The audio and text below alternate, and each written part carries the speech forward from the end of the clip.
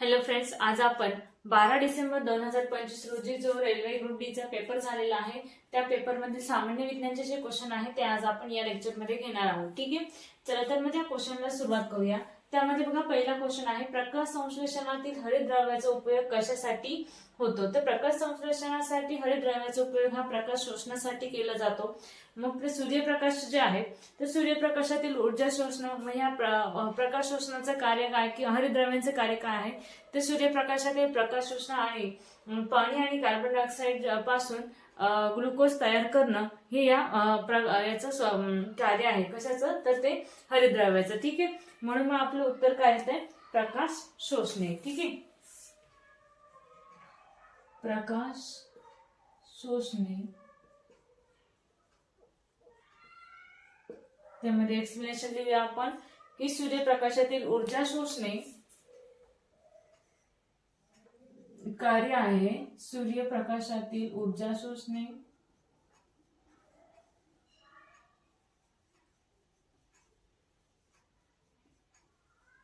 आणि पाणी व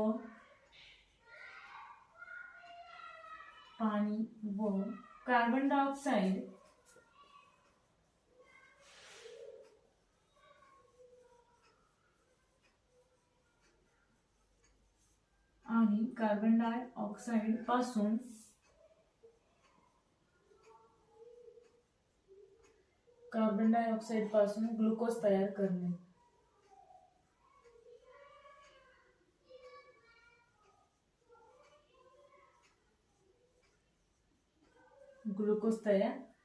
ठीक आहे, अशा पद्धतीने आपण इथे क्वेश्चन नंबर फर्स्ट बघितला.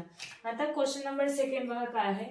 लहान आतड्यात प्रथिनांचे पचन करणारे एन्झाईम कोणते आहे. ठीक आहे, तर लहान आतड्यांमध्ये प्रथिनांचं पचन करणारा एन्झाईम जे आहे ते आहे ट्रिप्सिन. ठीक आहे, मग ट्रिप्सिन जे आहे ते प्राथमिक एन्झाईम आहे आणि हे पुढे अमिनो आम्लामध्ये पसतात. ठीक आहे, ट्रिप्सिन.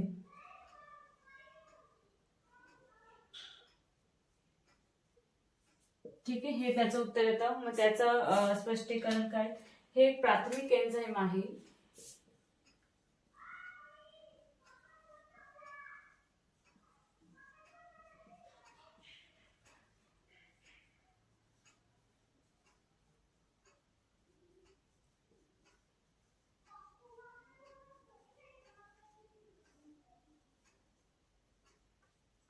ते नंतर अमिनो आम्लात पसतात.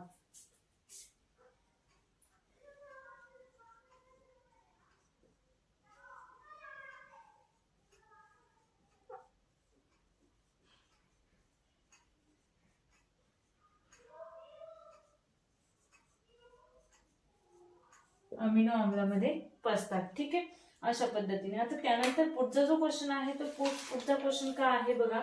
तर टिंब रोपट्याची एक वर्दी भाग नाही. ठीक आहे, तर फळे ही रोपट्याची एक वर्दी भाग नाही. त्यानंतर क्वेश्चन नंबर 4 बघा. कथिलाचे घटक काय आहे. ठीक आहे, तर कथिलाचे घटक हे Pb+SN आहे. ठीक आहे, त्यामध्ये जर बघितलं तर कथिल हा एक घटक असून त्याच्यामध्ये कोणत्याही प्रकारचं संयुग नाहीये. ठीक आहे, आणि SN हा एक रासायनिक घटक आणि एक रासायनिक घटक आणि धातू आहे. ठीक आहे, Pb+SN. मग त्याच्यामध्ये आपण लिहू शकतो की कथिल हा एक घटक असून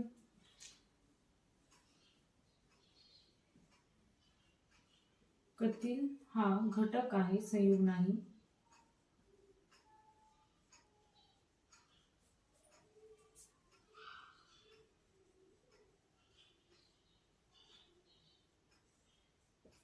कथिल हा एक घटक आहे, संयुग नाही. SN हे रासायनिक संयुग असून रासायनिक घटक आणि धातू आहे.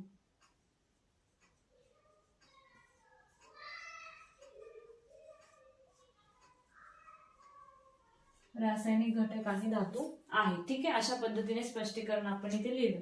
त्यानंतर क्वेश्चन नंबर पुढचा बघा 5 नंबरचा. बुरशीमध्ये कोणत्या प्रकारचे पोषण आढळते. तर बुरशीमध्ये सॅप्रोट्रॉफिक या पद्धतीचं पोषण आढळतं. ठीक आहे, सॅप्रोट्रॉपिक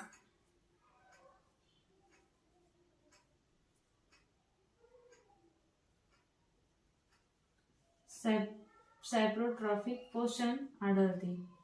ठीक आहे. त्यानंतर पुढे बघा क्वेश्चन नंबर 6 नंबरचा, हृदयातून रक्त पंप करताना रक्ताचा प्रवाह मागे जाण्यापासून कोणती रचना रोखते? तर हृदयातील ज्या झडपी असतात, ज्याला की कपाट असं म्हटलं जातं, त्या ज्या आहेत त्या काय करत असतात, तर त्या रोखवत असतात. हृदयातील कप्पे किंवा हृदयातील झडपा असं लिहूया आपण. ठीक आहे. मग यामध्ये बघा तर हृदयामध्ये 4 कप्पे असतात, तर त्यामध्ये 4 कप्पे असल्यामुळे हृदयाचं ओपन आणि म्हणजे आकुंचन आणि प्रसरण हे कंटिन्यू होत असतं आणि त्यामुळे त्या रक्त हे एकाच दिशेने वाहतं आणि उलट दिशेने रक्त वाहण्यास रोखलं जातं. ठीक आहे. त्यानंतर पुढे बघा क्वेश्चन नंबर आहे आपला 7 नंबरचा, इलेक्ट्रिक मोटार ही विद्युत ऊर्जा ही टिंब मध्ये रूपांतरित करते. आता इलेक्ट्रिक मोटार हे उपकरण आहे. हे उपकरण काय करतं? विद्युत ऊर्जेला यांत्रिक ऊर्जेमध्ये रूपांतरित करते.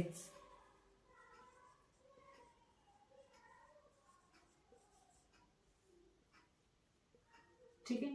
त्यानंतर पुढचा क्वेश्चन बघा 8 नंबरचा, मानवी नर शुक्राणूंची संख्या टिंब ही आहे. तर मानवी नर शुक्राणूंची संख्या ही 23 आहे. ठीक आहे,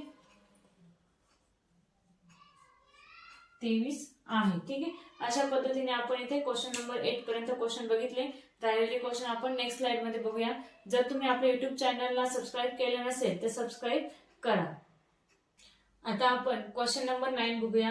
ऊर्जा देणारे अन्न कोणते आहे? ठीक आहे. ऊर्जा कोणत्या अन्नांमधून मिळत असते? जसं की कार्बोदके आणि स्निग्धस आहे, प्रथिने आहे. बरोबर आहे. त्यामध्ये जर बघितलं तर ऊर्जा मिळणारे जे अन्न आहे ते कोणतं आहे? कार्बोदके आणि स्निग्धस. ठीक आहे, स्निग्धांश, सॉरी.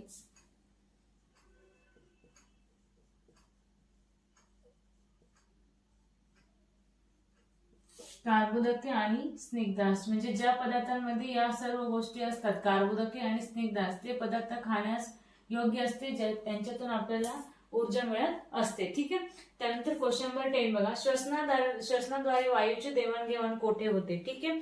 तर श्वसनाद्वारे वायूचे देवाणघेवाण हे मागे पण आपण बघितलं होतं. याच्या रिलेटेड एक क्वेश्चन आलेला होता.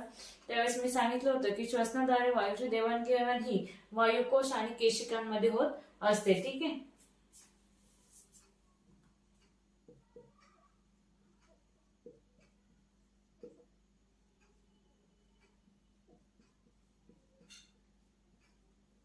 वायुकोश आणि केशिका. ठीक आहे. त्यानंतर क्वेश्चन नंबर 11 बघा.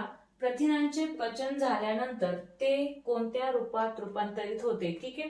तर प्रथिनांचं पचन झाल्यानंतर कोणत्या रूपात रूपांतरित होतं? जे की मगाशी मी तुम्हाला सांगितलं पहिल्या क्वेश्चन मध्ये, लहान आतड्यात प्रथिनांचं पचन करणारा घटक कोणता होता? तर तो ट्रिप्सिन होता. मग त्यामध्ये प्राथमिक प्रथिने कोणते आहे? सॉरी, ट्रिप्सिन हे काय आहे? तर हे प्राथमिक, जसं की आपण बघितलं ते प्राथमिक एन्झाईम आहे. ठीक आहे. मग प्राथमिक एन्झाईम असल्यामुळे ते काय होतं? त्याचं अमिनो आम्लामध्ये रूपांतर होतं किंवा अमिनो आम्लामध्ये ते पचत असतात. म्हणून आपलं उत्तर येतं प्रथिनांचे पचन झाल्यानंतर ते अमिनो आम्लात रूपांतरित होते. ठीक आहे.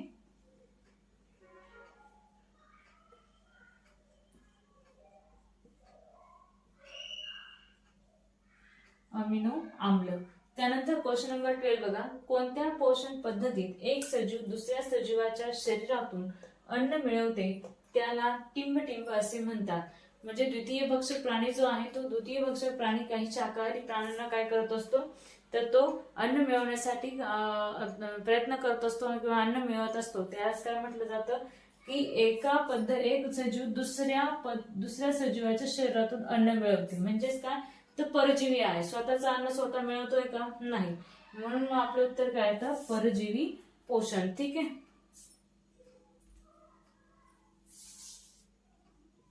परजीवी पोषण.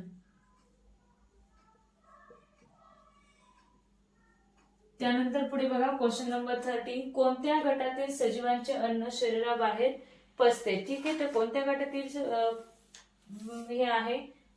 कोणत्या गटामधील सजीवांचे अन्न शरीराबाहेर पचते? ठीक आहे. तर याचं काय उत्तर येतं बघा.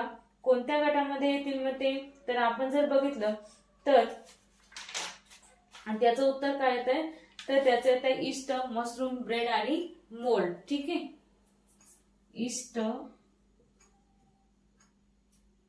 म्हणजे हा गट आहे जो की अनुक्रमे दिलेला आहे. ईस्ट, त्यानंतर मशरूम, ठीक आहे, त्यानंतर ब्रेड आणि मोल्ड.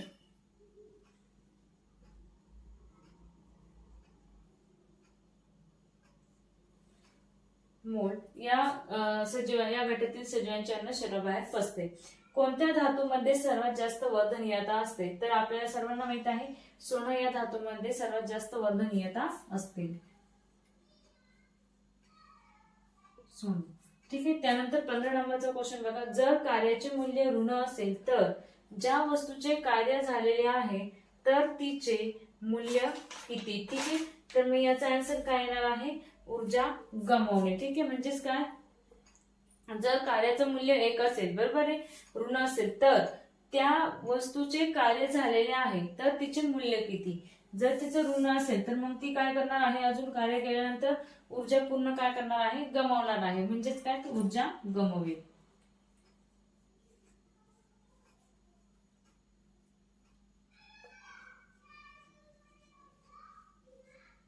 ठीक आहे, अशा पद्धतीने आपण क्वेश्चन नंबर 15 पर्यंत क्वेश्चन इथे बघितले. राहिलेले जे क्वेश्चन आहे ते आपण नेक्स्ट स्लाइड मध्ये बघूया. आता आपण क्वेश्चन नंबर 16 बघूया. तरुण वयात येताना स्वेद ग्रंथींचे आणि त्वचेतील स्नेह ग्रंथींचा स्राव वाढत जातो. ठीक आहे, मग या कालावधीत या ग्रंथीत कोणत्या घटकांचे स्राव स्रावतात. ठीक आहे, स्वेद ग्रंथी आणि स्वाद ग्रंथी यांच्या कालावधीमध्ये कोणते स्राव स्रावले जातात मानवी तरुण वयामध्ये. ठीक आहे, तर बघा याच्यामध्ये घाम आणि तेल. ज्या वेळेस आपल्याला घाम येतो त्यावेळेस आपला चेहरा असा तेलकट झालेला असतो, म्हणजे त्वचा जी आहे ती तेलकट झालेली असते. ठीक आहे, म्हणून मग घाम आणि तेल हे स्राव स्रावत असतात.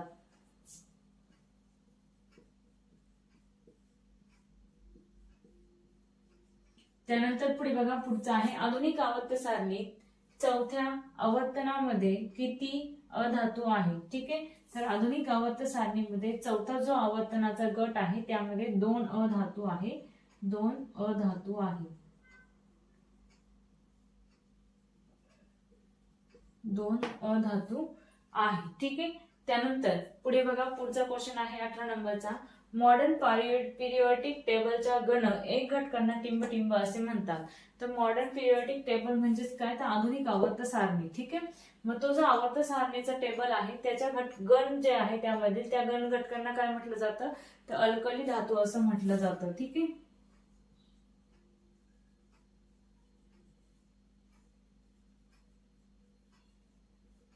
त्यानंतर क्वेश्चन नंबर 19 बघा. इथेनॉइक आम्लाचे सामान्य नाव काय आहे. ठीक आहे, इथेनॉइक आम्लाचे सामान्य नाव ऍसिटिक आम्ल आहे, ऍसिटिक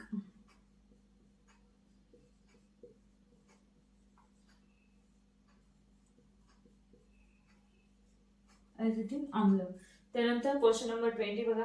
सरपटणाऱ्या प्राण्यांना टिंब असते. आता सरपटणारे जे प्राणी आहेत त्यांना काय असते, तर त्यांच्या खवल्यांवरती त्यांचे खवले कोरडी, म्हणजे खवल्यांसह कोरडी आणि अगग्रंथीतील त्वचा असते. ठीक आहे, खवल्यांसह कोरडी म्हणजे कोरडी त्वचा, खवल्यांसह कोरडी आणि अगग्रंथील त्वचा असते, अगग्रंथील